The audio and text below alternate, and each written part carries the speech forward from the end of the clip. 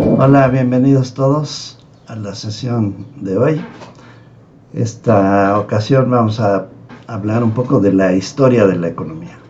La palabra economía viene del griego y luego del latín, que se refiere a la función de la ciencia económica.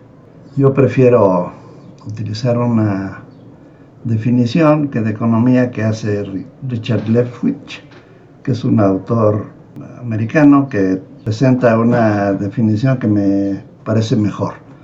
La economía es una ciencia social que se dedica a la asignación de recursos escasos entre necesidades alternativas y el uso de esos recursos de la manera más eficiente posible para satisfacer esas necesidades lo más que se puede. También se dice en otras fuentes que es la administración recta y prudente de los bienes. Por ejemplo, la Enciclopedia Británica dice es la ciencia que se ocupa de los problemas comunales de la actividad económica. En fin, lo importante es que tengamos claro que se trata de asignar recursos. Tenemos muchas necesidades los seres humanos y hay recursos que son escasos, entonces se trata de asignar, de definir qué recursos van a dar a la satisfacción de qué necesidades. Y desde luego solo se trata de los recursos escasos. Los que no son escasos no hace falta asignarlos, cada quien puede tomar lo que quiera de ellos. Bueno, para poner un poco en contexto la historia de la economía, vamos a hablar de la prehistoria. En la prehistoria lo que podemos decir de las actividades que serían hoy consideradas como economía es la pesca, la caza y la recolección. En la siguiente etapa tenemos toda la presencia de la cultura griega primero y la romana después, y allí lo que predomina es, sobre todo en la griega, predomina la tenencia de la tierra como nivel familiar. Y cuando el Imperio Romano, lo que hacen los romanos es que cambian la tenencia de la tierra familiar por el latifundio. En países que van conquistando, le quitan la tierra a los pobladores del país y se la asignan a sus generales, a sus cónsules, a sus gentes importantes que ponen a radicar en ese país. Y claro, eso hace que la tenencia de la tierra que explotaba familiarmente sea muy eficiente. Cuando es un latifundio, pues la eficiencia se pierde, y hay algunos economistas que dicen que eso provocó la caída del Imperio Romano porque la productividad de las tierras que iban conquistando se perdió. En fin, es una interpretación. De todas maneras, en la Edad Media, un evento muy importante que es la presencia de Jesucristo. ¿Y por qué Jesucristo tiene importancia en la economía? Pues porque Él dice que todos los hombres son iguales frente a Dios. Y eso convierte la esclavitud en algo diferente, que es, en vez de que sean esclavos, propiedad de los dueños, se convierte en algo que se llama la servidumbre. Y eso implica que de su trabajo, una parte la tienen que entregar al hacendado, pero los términos de la transacción cambiaron de manera muy definitiva. En la edad moderna, lo que tenemos es el inicio de la ciencia, de la economía como una ciencia social, y allí vamos a ver que existen varios o personas o grupos de personas que se dedican a la economía y que empiezan con un grupo. Ellos se denominaban los economistas, les economistes, un grupo francés, pero en la historia se les conoce como los fisiócratas. Aquí podemos ver esa lámina en la que se habla de los fisiócratas, y lo que importa de ese grupo es que no tanto que dieran las respuestas correctas, pero hicieron las preguntas correctas y además vieron a la actividad económica como un todo, porque en esa época predominaba la sensación de que la economía era solo el comercio, y basaban toda su teoría en el comercio, y los fisiócratas cambiaron ese concepto de la economía al analizarla como un todo. Y también los fisiócratas aportan el conocimiento en el sentido de que la agricultura es la única actividad económica que genera un excedente. ¿Por qué hablamos de un excedente? Porque de lo que producen los agricultores come el resto de la sociedad. Los zapateros comen de lo que produce la agricultura y los comerciantes también. Y dicen ellos que en las otras actividades económicas no se genera un excedente. Bueno, como veremos, o ya dije también, es que no todas las respuestas que dieron fueron correctas, pero sí hicieron las preguntas correctas. Aquí expongo lo que acabo de explicar, de modo que pasemos a analizar otros economistas importantes en la historia. Uno de ellos es de apellido Turgot, que publica en 1766 un libro que se llama Las Reflexiones sobre la formación y la distribución de la riqueza. En esta época el economista más destacado es Adam Smith, un inglés que publica un libro del título An Inquiry into the Nature and the Causes of the Wealth of Nations. Como el título es muy largo, todo el mundo lo conocemos como La riqueza de las naciones. Lo que dice Adam Smith es que la riqueza de una nación depende del trabajo de su gente, cual es una conclusión lógica, obvia, pero lo que dice es que si quiere crecer la riqueza de un país, lo que se tiene que hacer es lograr que la mano de obra sea más eficiente, y eso se logra haciendo la especialización del trabajo. Esa es una importante aportación que, por ejemplo, tuvo una primera aplicación en la industria por Henry Ford, que fue el primero que aplicó en sus fábricas de coches la especialización del trabajo, porque fue el primero que creó una línea de montaje de los coches. Esa parte ha pasado pues como una parte fundamental en la historia de la economía. Aquí tienen esta explicación que acabo de darles. Y bueno, ahí hablo de la influencia que tuvo Smith en su tiempo y en todos los demás economistas que trabajaban en economía en esa época. Entre ellos destaca un francés de apellido Say y un alemán de apellido Rahn. Say además desarrolló varias teorías diferentes, pero estaba basado en el conocimiento de Adam Smith.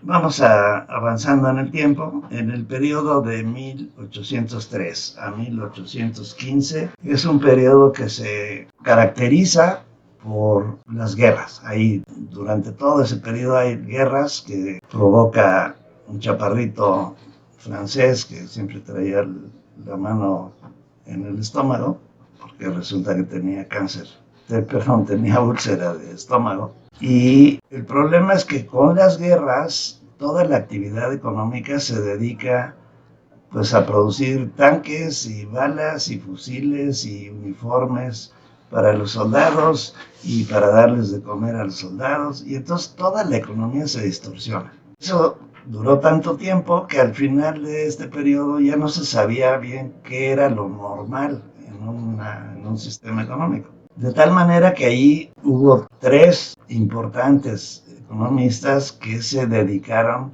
a investigar y analizar y a recuperar lo que es la economía en tiempos normales, en tiempos no de guerra. Y esos tres economistas integran lo que ahora conocemos como la teoría macroeconómica clásica. El primero de ellos es David Ricardo, que también de origen inglés, que publica un libro que se llama Principles of Political Economy and Taxation, es decir, principios de política económica y impuestos, y ese libro lo publica en 1817. Ese periodo termina con otro importante economista, John Stuart Mill, que publica otro libro que también se llama parecido, The Principles of Political Economy, y lo publica en 1848. El tercer miembro de este grupo es Alfred Marshall, que lo veremos en otras grabaciones, porque tuvo mucho que ver con el coeficiente de elasticidad. Él inventa ese coeficiente que seguimos utilizando hasta la fecha. Y bueno, repito que estos tres se les conoce como los fundadores de la teoría macroeconómica clásica. A partir de este momento se empieza a analizar la teoría del valor y de la distribución, que es la que intenta explicar por qué unas cosas valen más y otras cosas valen menos, y cómo se logra esa distribución entre los consumidores, quién compra y quién no compra, quién compra más y por qué compran uno más y otros menos. Entonces eso es una característica de este momento de la historia.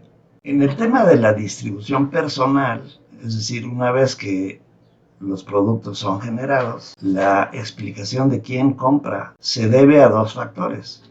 Uno es cuántos recursos posees una persona. Entonces, si pensamos en la mano de obra, que es el recurso que todos poseemos, entonces si hay gente que tiene una estructura corpórea muy fuerte, muy abundante, y hay gente que tienen menos fuerza, menos músculos. Entonces, en eso la economía no tiene nada que hacer.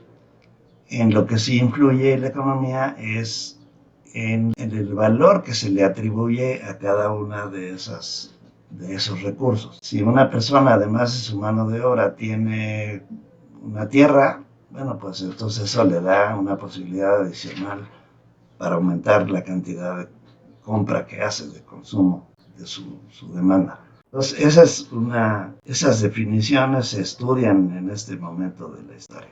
Vamos avanzando en el tiempo y ahora vamos a hablar del periodo que va de 1836 a 1867.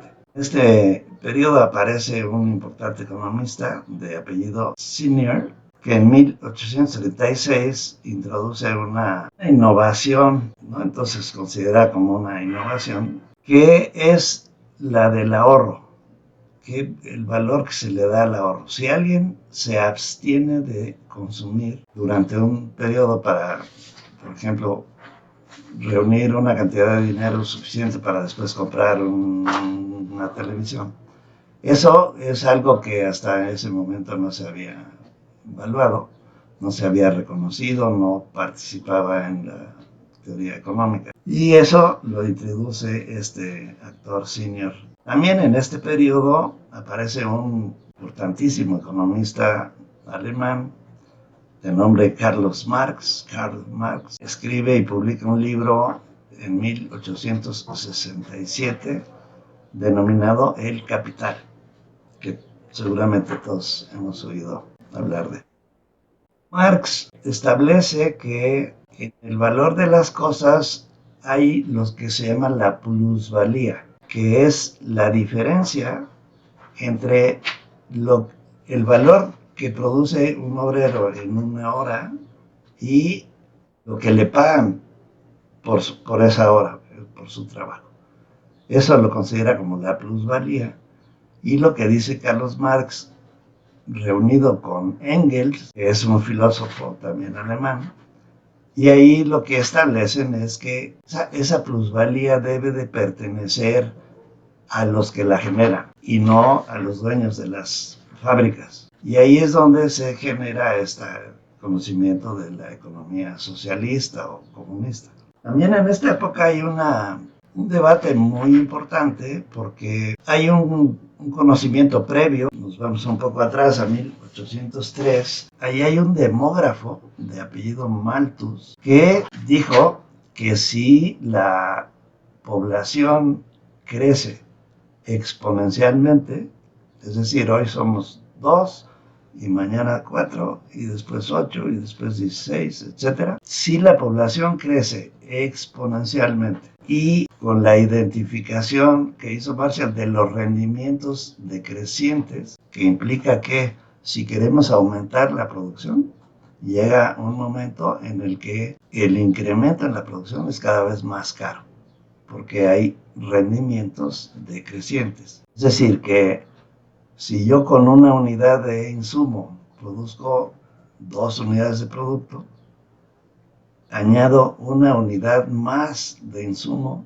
y esa unidad de insumo adicional no genera 2 de producto, genera 1,5. Entonces quiere decir que cada vez que se aumenta a partir de cierto punto, cada vez que se aumenta el volumen de producción, el costo es mayor. La cantidad de insumos para lograr ese aumento son cada vez más grandes. Si por un lado la población crece exponencialmente y por el otro la producción tiene rendimientos decrecientes, pues vamos a acabar muriéndonos todos de hambre. Eso que hoy parece la espada de Damocles o el petate del muerto, durante todo el siglo XX estuvo eso presente hasta que se inventó la Revolución Verde por un distinguido investigador americano que además trabajó en una parte importante, trabajó en México. Este economista es Borlaug. A este hombre le dieron el Premio Nobel de la Paz por la contribución que hizo de la Revolución Verde, que consiste en utilizar la semilla mejorada, la mecanización de la labor agrícola, antes químicos y control de plagas. Entonces, ese paquete tecnológico logró que la espada de Damocles desapareciera porque los incrementos en los volúmenes de producción fueron enormes. Finalmente vamos a hablar de el economista más importante del siglo XX y por muchos considerado el economista más importante de la historia, que es John Maynard Keynes. A todos los que siguen esa teoría les llaman los keynesianos.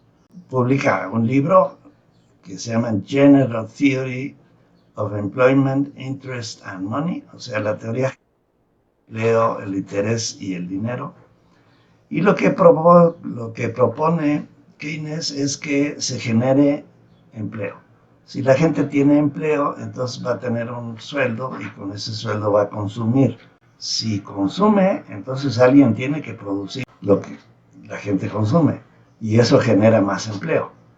Y si se genera más empleo, pues aumenta el consumo y aumenta el empleo y es un círculo. En esencia, eso es lo que dice el libro que hoy conocemos como la teoría general. Keynes es a la economía lo que es a la física Einstein. Es decir, con esto que a Einstein se le ha acabado de entender, ni a Keynes se le ha acabado de entender. De tal manera son aportaciones que rebasaron el conocimiento de su tiempo, ¿no? Muy bien, por último vamos a hablar de un economista que ha tenido una influencia muy negativa en el desarrollo de la economía a nivel de muchos países, que es Friedman. Es un economista de la escuela de Chicago, desde luego americano, que utiliza herramientas monetarias, el aumento de la tasa de interés, el aumento, la disminución del circulante, etcétera, una serie de herramientas de tipo monetarista, pero que la historia ha demostrado que han provocado una distribución del ingreso. Si de por sí ya tenemos una mala distribución del ingreso en los países en los que se ha aplicado la doctrina que propone Milton Friedman, pues son países en los que la distribución del ingreso ha sido espantosamente mala. Muy bien, con eso terminamos este capítulo de Historia de la Economía. Gracias por su atención.